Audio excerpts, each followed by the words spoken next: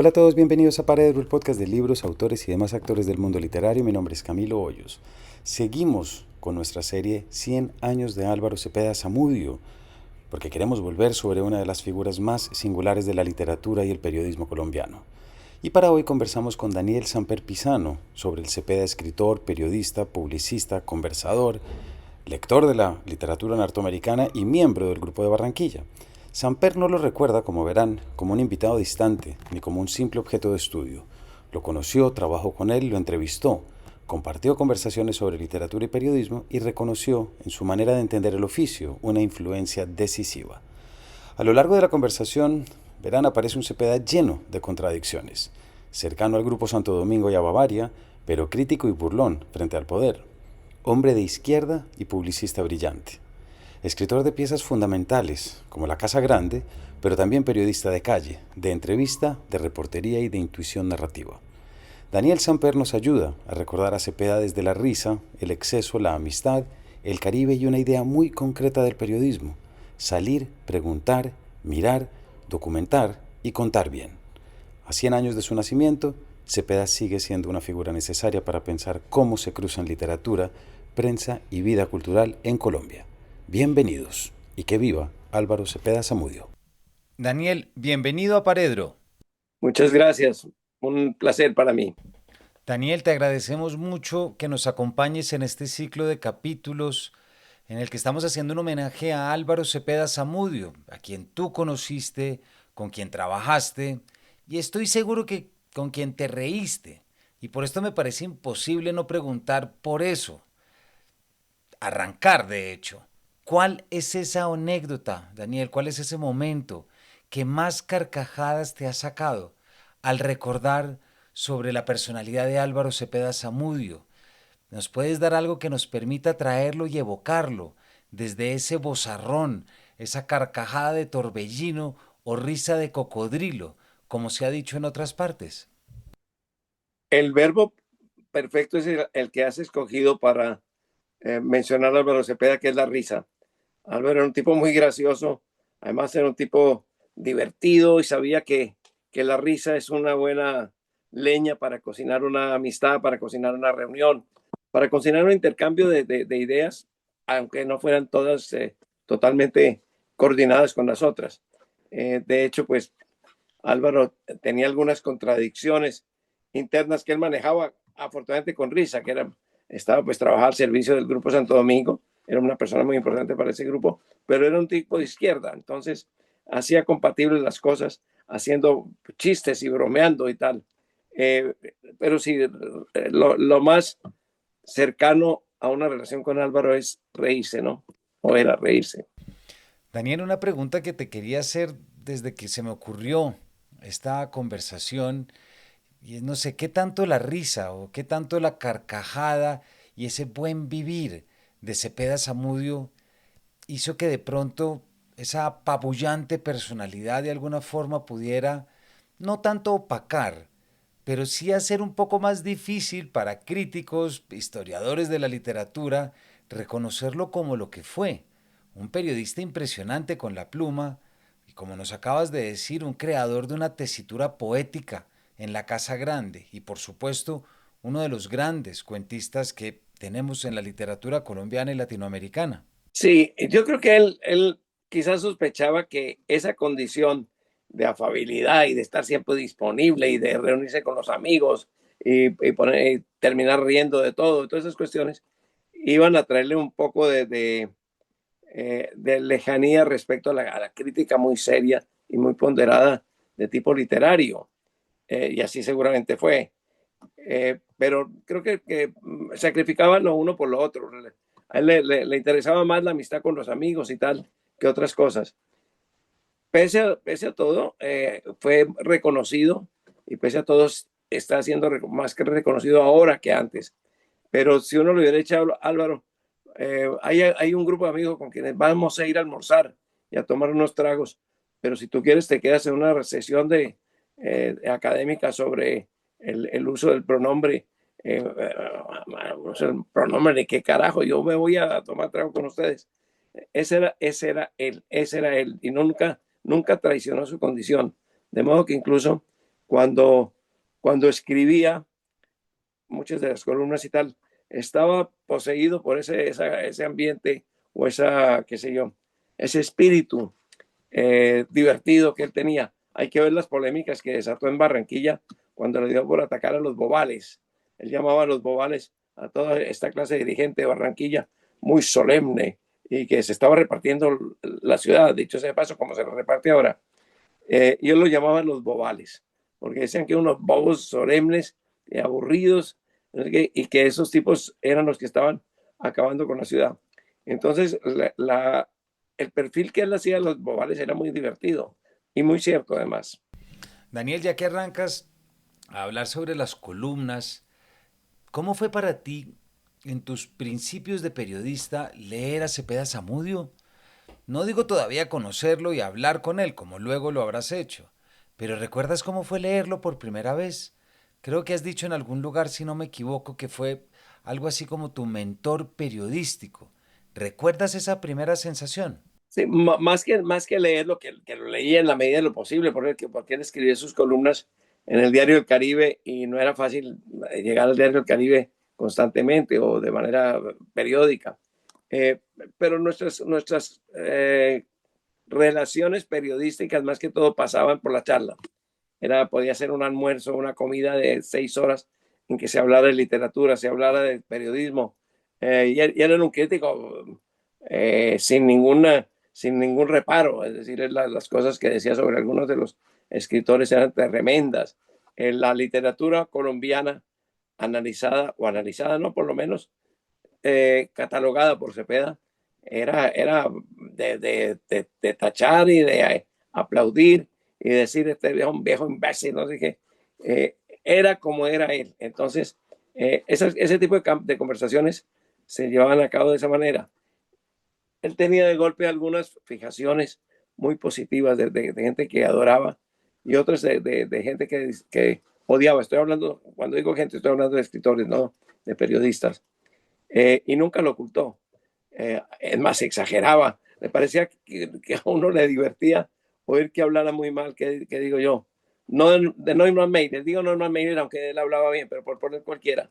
Y le divertía que uno dije, pero ¿qué estás diciendo, Álvaro? Eso le parecía estupendo. Álvaro era excesivo, era barroco en su manera de vivir, en su manera de escribir. Y eso era lo que hacía de él una persona encantadora, no tenía esa clase de cinturones y de medidas y de cascos que lo protegieran. Pues hablando ya precisamente de literatura, Daniel, creo que es imposible no detenernos en esa entrevista que le hiciste el 10 de junio de 1967, en que es absolutamente lapidario y que podemos sentir lo siniestro que puede ser, que son 3 páginas que no tienen presa mala. ¿Nos cuentas? Sí, y lo valioso es que son cepedianas, totalmente cepedianas.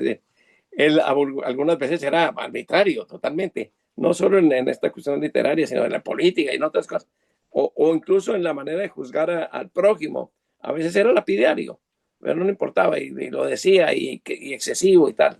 Y en eso de la literatura, ahora, bastante razón tenía cuando hablaba de la pobreza de nuestra literatura y luego ensalzaba a unos pocos que quizás no estaban en el altar mayor de la poesía colombiana o de la novela colombiana, ni el cuento colombiano, pero en el suyo sí. Y entonces por eso conocimos afortunadamente, perdón, por ejemplo, eh, el que fue el patriarca del boom en Barranquilla, José Pérez. José Pérez fue mayor. Para él era un pequeño dios. Quizá tenía que ver también con el hecho de que un hijo de José Félix trabajaba con Álvaro. Pero bueno, eso influía, pero no era lo determinante. También caía de rodilla en piso cuando hablaba del Tuerto López, o sea que hacemos todos ahora, ¿no? Quizás eran personajes que estaban un poquito al lado, que tenían que ver con gracia y con humor, y que para Álvaro eso era un condimento fundamental, ¿no? Daniel, hay una pregunta increíble que es la penúltima pregunta que le haces, que es la siguiente.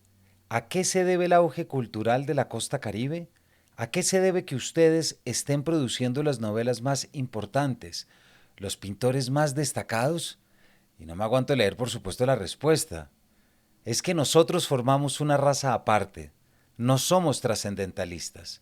No perdemos el sentido de las proporciones porque estamos al nivel del mar y no en una montaña.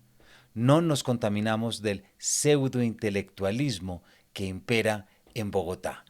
Y por esto te quiero hacer una pregunta muy puntual. Tú conociste el ambiente de Barranquilla, conociste el grupo también de Barranquilla, pero siendo de Bogotá, tú estuviste entre la tensión entre el centro y la periferia.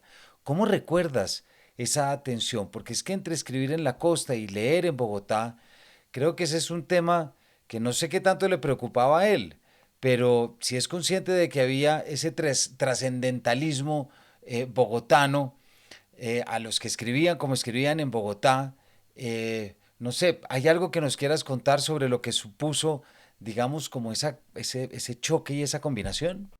Digamos que la almendra misma del grupo de Barranquilla, cuando se reunían en la tiendecita y todo esto, esto pasó antes de que, no digo que hubiera nacido, pero antes de que yo fuera periodista y tal. Conocí muchos de los ecos de esa época. Fui a la tiendecita, conocí a los que patrocinaban, entre todos patrocinaban el colegio y luego la universidad, quizás de la hija de la dueña, cosas así.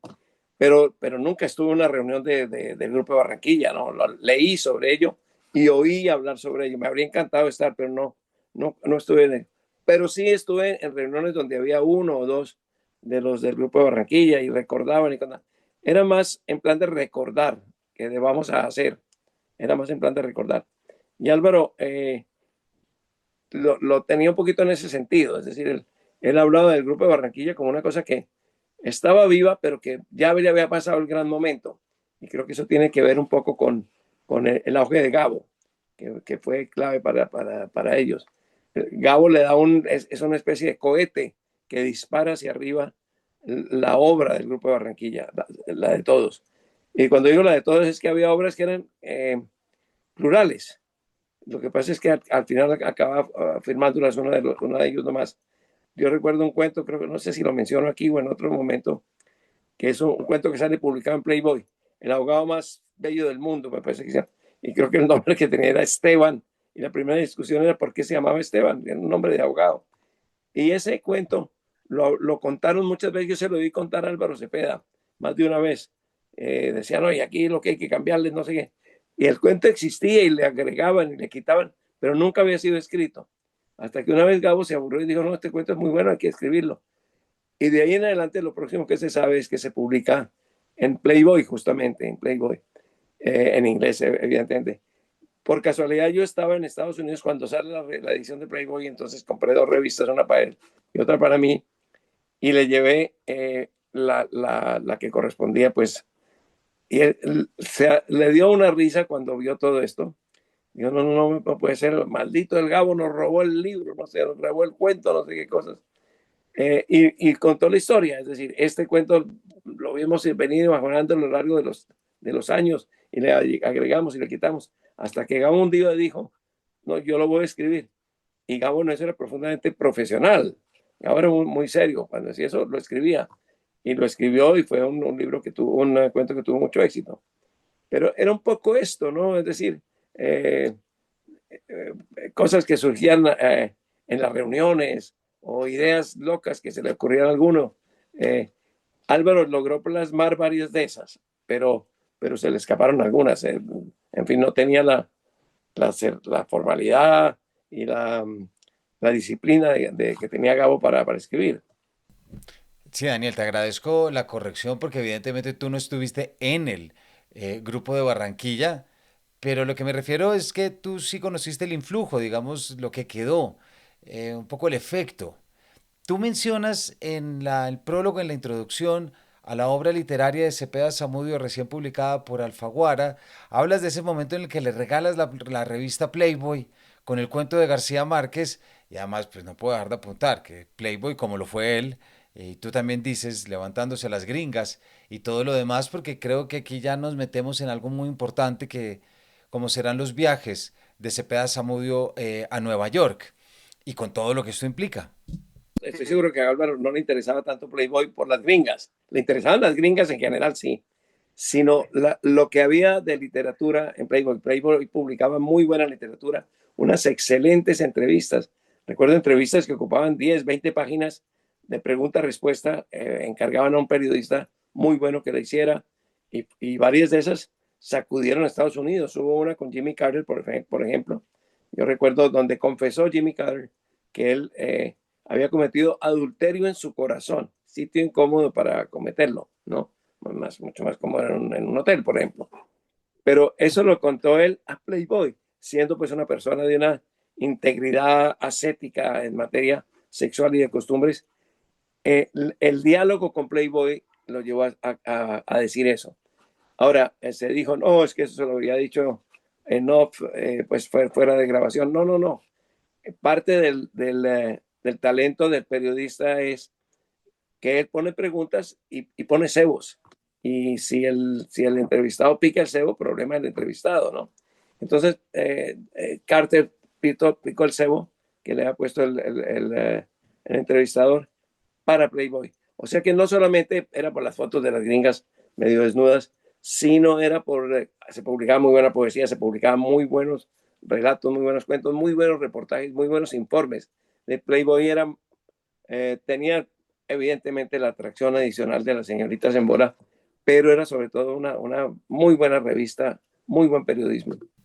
Daniel, hay otra cosa que me interesa, y ya que mencionamos el periodismo, quiero hablarte de esa importancia que tuvo el hablar inglés desde una edad tan temprana en el Liceo de Barranquilla, y que esto le permitió un acceso inmediato y directo con la literatura norteamericana, casi que de primera mano. Tú mencionas ya en alguna parte que su gran influencia no es tanto Faulkner, sino una cantidad de autores que él conoce. Me sorprende muchísimo esto, cómo tuvimos un autor que en el 49-50 leyó de primera mano a estos americanos que tanto moldearon la literatura, por supuesto caribeña, pero colombiana y latinoamericana. Mientras que todos los demás los leían en traducciones, y creo que leer de primera mano en su lengua pues es algo especial y particular. El inglés no era un idioma del cual se pudiera apreciar un poeta ni un literato en esa época. En el siglo XIX, evidentemente, y en buena parte del siglo XX. Es decir, los que querían o querían o creían que podían acceder a la buena literatura hablaban francés. Lo hablaban algunos mejor que otros, pero esa era la lengua que existía en la diplomacia, para empezar, y luego también en la literatura. Y nosotros que siempre llegamos a las cosas tarde, pero llegamos, también nos prendimos de esa literatura. Recuerdo un famoso poema de Pardo, a ver, de quién era, ya te voy a decir. Ahora recordaré de quién era, de Umaña Bernal, que se llama Cuando yo digo Francia. El poema habla de cuando yo Francia, es como si dijéramos que es un gran elogio a Francia. Cepeda jamás habría escrito eso. ¿Por qué? Porque no le interesaba Francia. A Cepeda le interesaba Estados Unidos. Había conocido Estados Unidos desde el colegio en Barranquilla. Él estudió en un colegio protestante, de protestantes de Estados Unidos, y ahí quedó vinculado a la lengua y quedó vinculado a la literatura y al periodismo de Estados Unidos. De modo que prácticamente el descubridor del periodismo en inglés, el descubridor de la buena literatura reciente de la segunda parte del siglo XX en Estados Unidos fue Álvaro Cepeda.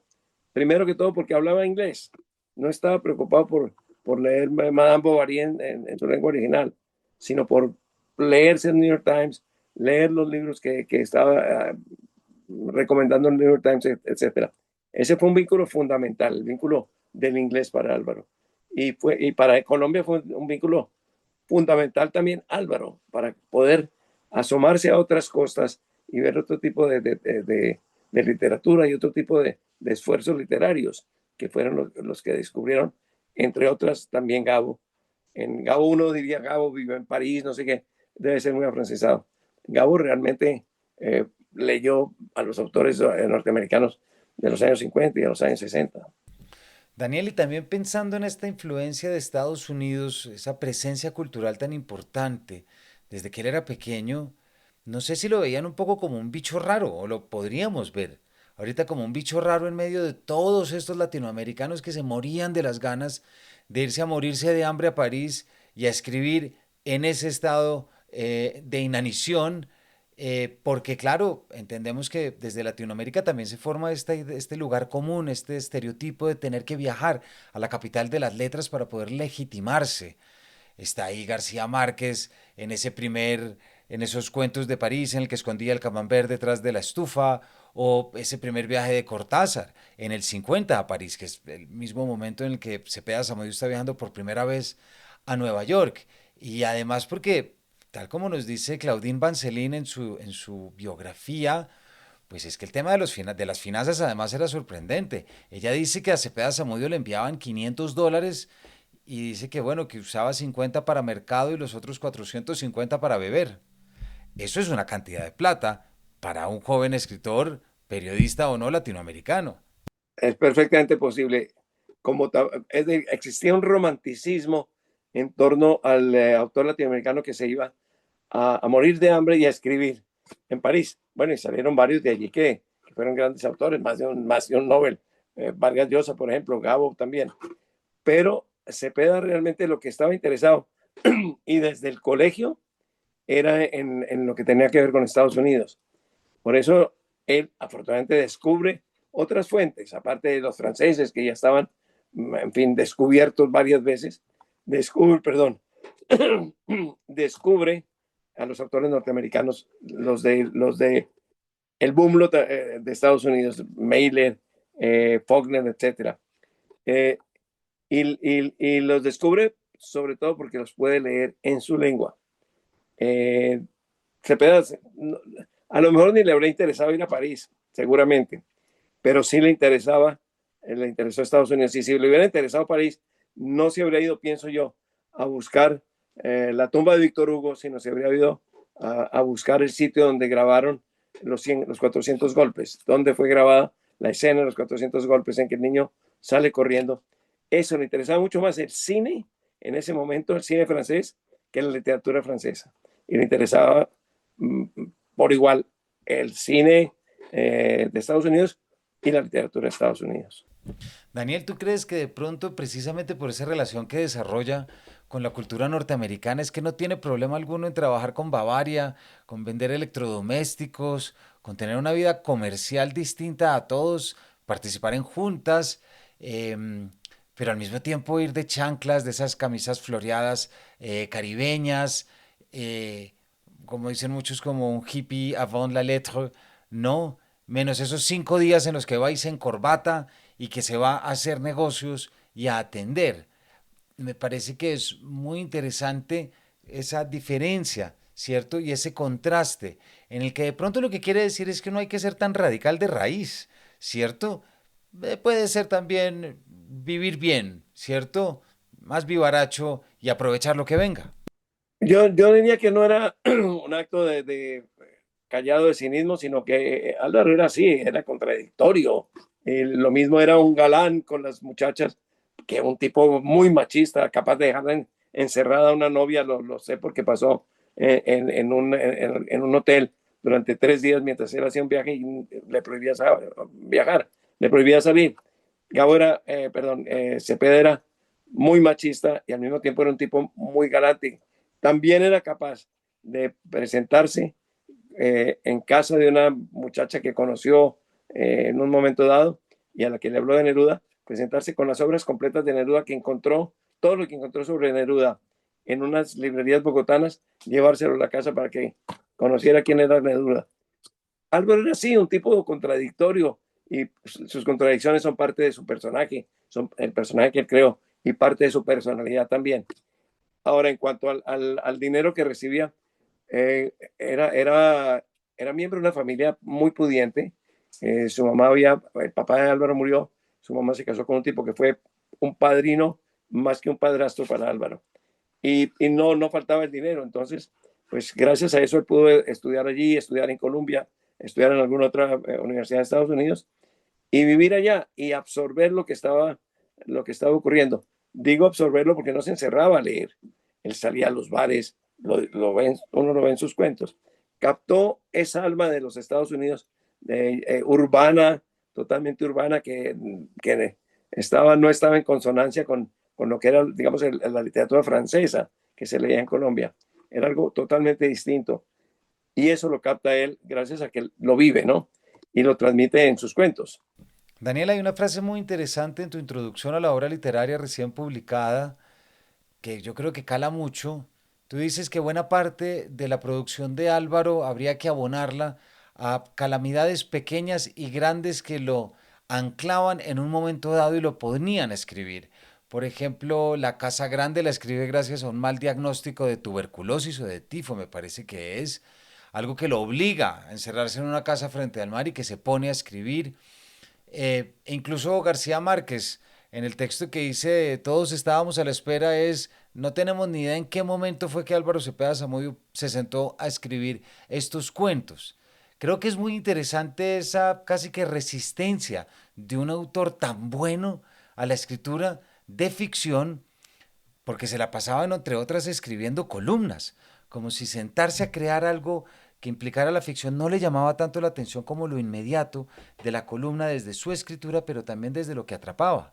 Sí, pero también escribe ficción en esas condiciones. Eh, no tengo las notas aquí, pues, pero eh, una, no sé no sé exactamente qué parte de La Casa Grande, él la escribe en unas circunstancias de abstinencia, digo, abstinencia de vida social y todo, entre otras cosas porque parte de su oficio, de su profesión anterior o colindante con la de escritor, es la de vendedor. Álvaro era un gran vendedor. Llegó a tener una agencia de viajes, perdón, una agencia de propaganda muy conocida que trabajaba al servicio pues del Grupo Santo Domingo y que era eh, una agencia dedicada a que la gente consumiera cerveza. Es autor de varias famosas frases como costeña y costeñita, tan buena la grande como la chiquita. Esa frase es de Álvaro Cepeda. Él tenía esa mentalidad del vendedor y estuvo mucho tiempo vendiendo neveras y otras cosas en Cartagena, entre otros sitios. Y en esos momentos también escribía, llevaba una vida múltiple, era un carrusel de cosas la vida de Álvaro Cepeda. Entonces, eh, afortunadamente tenía tiempo para captar lo mismo la cuestión de la noticia, que la cuestión del comentario, que la cuestión del balance. Él venía a Bogotá con frecuencia, bueno, con frecuencia no sé, una vez al año, dos veces al año, con acciones de Bavaria en el bolsillo, porque se movilizaba todo el grupo de Julio Mario Santo Domingo, que en esa época era dueño de una cervecería pequeña en la costa, que era Bavaria, perdón, que era Águila. Y tuvieron la audacia de, a partir de Águila, comprar acciones de Bavaria y quedarse con Bavaria. En un momento dado ellos con las acciones que logran comprar de Bavaria, se quedan con Bavaria. Y Bavaria con Águila. Entonces se quedan con la gallina y con el huevo. Y Álvaro participaba en todo eso. Además lo contaba, le encantaba todo. No le encantaba irse, ponerse corbata e ir a las asambleas. Y además en las asambleas cuando le decían, tienes que romper las asambleas, eran unos chistes, los hacía. Pero se divertía enormemente con todo eso. Digamos, detrás de esas presencias de él en asambleas de accionistas y tal vez no había un capitalista enardecido. Había un tipo que gozaba muchísimo con todo eso y se reía al mismo tiempo de aquello que en el fondo pues despreciaba, pero de lo que vivía. Bueno, y otra de las grandes manifestaciones que él tiene, o digamos declaraciones en términos de literatura colombiana, es cuando dice que uno de los mejores cuentistas colombianos es nada más ni nada menos que Julio Mario Santo Domingo. Eso tiene tanto de mamadera de gallo como de verdad. Es verdad que Julio Mario Eso formó te quería parte. preguntar. Sí, en un momento dado, Julio Mario era un muchacho más, ¿no? Que jugaba fútbol con ellos, porque jugaban fútbol, que tomaba trago, porque también tomaba trago, y que hacía todo lo que hacían estos jóvenes que debían tener en ese momento entre 18 y 20 años, o 18 y 22 años. Y estaba entre ellos, evidentemente, Álvaro Cepeda y Julio Mario. Pero en ese momento, la condición de Julio Mario, gran patrón del capitalismo colombiano, no había surgido. Su familia sí. El viejo Julio Mario, el viejo Julio, no sé cómo lo llamaban, sí había surgido. Y Álvaro inclusive llegó a tener algunas diferencias con él, con el papá de Julio Mario. Lo quiso mucho, pero Álvaro en ciertos momentos discrepó de él. Y hasta donde yo recuerdo, cuando muere el papá de Julio Mario en Santo Domingo, Álvaro estaba un poquito de pelea con él. Eso me acuerdo entre gallos y medianoche.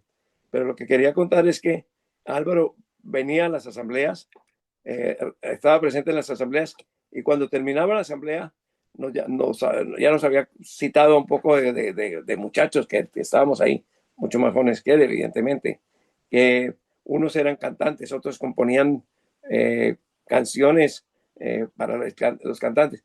Y nos veíamos reunidos en una suite del Hotel Tequendama que tenía Álvaro, como tenían todos los que venían de Barranquilla, bajo el paraguas del Grupo Santo Domingo. Y ahí entonces pedía comida y pedía trago y cantaban y hablaban. Y había un grupo de samarios, era de samarios, que tocaban rock colombiano, una cosa muy rara, y componían. Y Álvaro compuso algunas canciones para ellos. Era un grupo muy divertido, muy mezclado, porque también estábamos algunos periodistas jóvenes que ni tocábamos ni cantábamos. Habríamos bailado, eso sí. Pero a él le gustaba estar rodeado de gente joven, con ideas, que mamara gallo, que le llevara la contraria. En eso era de una enorme inteligencia, de no dejarse encasillar con los 4 o 6 viejos del Jockey Club, con los cuales iba a hablar sobre las acciones, no importaba nada. Pero después, repito, se quitaba la corbata y convocaba pues a que todos fuéramos allá a divertirnos. Y de ahí salían ideas y se comentaban cosas, y de golpe había una pelea alguna vez la hubo, por María, la obra de Isaacs. Y si no estoy mal, Álvaro fue de los que la defendió más, ¿no? Era muy divertido, muy loco, muy de todo, y muy agradable. Daniel, hay algo que mencionas en la introducción a la obra literaria, y es que te refieres a él como el periodista mejor pagado de Colombia. Y también te refieres como su labor en el periodismo llegó a revolucionar prácticamente y a cambiar el quehacer periodístico y la forma como se entendía el periodismo, incluso con nuevos nombres como el director editorial. Em, ya para ir cerrando, me gustaría que nos contaras. Él viaja 49-50 a Nueva York, estudia periodismo, y de repente vuelve con una cabeza súper grande que le permitirá después escribir tanto sobre Garrincha como la visita de Rojas Pinilla a Providencia y San Andrés. ¿Cómo recuerdas que fue esa influencia del periodista Cepeda Zamudio, el rigor, el que se sentaba y pensaba el periodismo y que lo entendía como un dispositivo de pensamiento crítico y de estar y habitar el mundo? Fue un cambio absoluto en el periodismo colombiano. El periodismo colombiano había vivido inspirado o en el periodismo español, que era muy mala inspiración cuando sube Franco ya, o en el periodismo francés y en general en el periodismo europeo. Es un periodismo muy de crítica, un periodismo de notas, de pensamientos, de filosofías y tal. Y Álvaro viene de Estados Unidos de leer el New York Times, que era su gran escuela y sigue siendo la de muchos periodistas actualmente. Eh, y él se da cuenta que lo más importante no son los comentarios ni los columnistas, tienen muy buenos columnistas, tienen muy buenos comentarios, sino es el periodismo, es decir, los informes, los reportajes, las noticias, así fueran de 4 párrafos, que contaran todo, que contaran el contexto, que contaran todo. Y eso es lo que a él le importa. Y con eso viene, pues, en fin, que ahora se pueda llamar editor, lo que antes se llamaba director, o lo que fuera. Pero básicamente, él da un paso y se centra en la parte periodística, que es lo que más le interesa parece una redundancia, del periodismo. Lo que más le interesa es la parte periodística, no la parte literaria, no el comentario que escriba allí en las páginas del Heraldo alguien sobre, qué sé yo, sobre, bueno, en esa época Gabriel Infante no había surgido, sobre cualquier escritor, el que tú quieras. No eso, le interesa es la entrevista que le hacen a un tipo al que le faltan 2 piernas y sin embargo gana una carrera, cosas de ese estilo. Y de ahí sale pues su vocación, porque era muy interesado en preguntar, averiguar, eh, poner trampas lícitas al entrevistado. Sale su habilidad como entrevistador. La entrevista con Garrincha es muy buena, primero porque es una gran entrevista en que él pregunta lo que hay que preguntar, y Garrincha o contesta lo que hay que contestar, o él lo presenta de manera editada, que es perfectamente lícito. Es decir, no se puede publicar una entrevista tal como la responde el que está contestando, porque estaría llena de ayes, oes, silencios, pero es totalmente fiel a lo que él dice. Y además agrega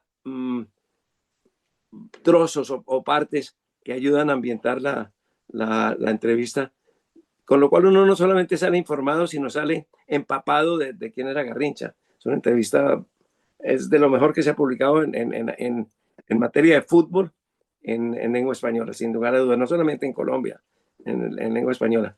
Y Gabo no es que se vaya 8 días con el personaje, como muchas veces logra ser un periodista. Se va con el personaje 4 o 5 días y de ahí sale la entrevista. No, él lo recibe Garrincha, pasa con Garrincha 2 o 3 horas. Y primero estaba bien documentado Álvaro, y segundo, él entiende quién es el personaje y qué es lo que hay que preguntarle. Y sale esta formidable entrevista. A él le interesaba mucho más eso que una pieza sobre un autor francés en Le Monde. Lo de él es esto, es la entrevista, es el futbolista, y son eh, todos los demás recursos del periodismo para ello.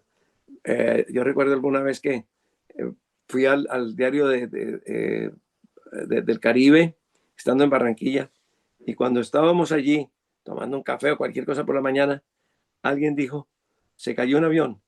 Normalmente el director dice, vaya fulanito, ve a ver qué fue lo que pasó. Cepeda inmediatamente agarró del cuello a un fotógrafo, lo metió en un jeep y yo me fui con él a aprender, claro.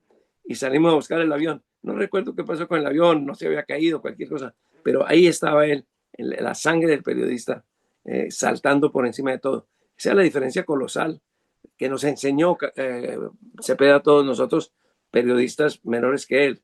La importancia del reportero, la importancia del que busca la noticia, la importancia de conseguir los datos. Eso es más importante que el poema o el gran análisis sobre la influencia qué sé yo, del impresionismo en un poeta, ¿no? Es la vibración. Daniel, ya se nos acaba el tiempo, pero quisiera empezar a cerrar con este tema, con esta pregunta.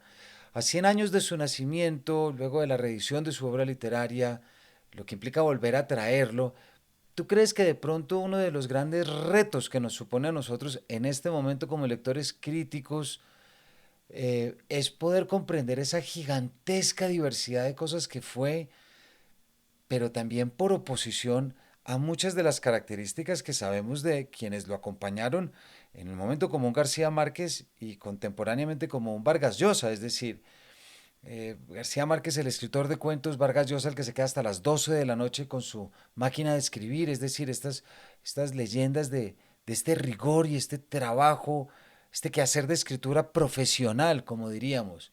Y en cambio al lado tenemos a Cepeda Zamudio, que es periodista, vendedor de electrodomésticos, va a las juntas directivas de Bavaria, tiene el grupo musical o apoya el grupo musical Los Tepuyes.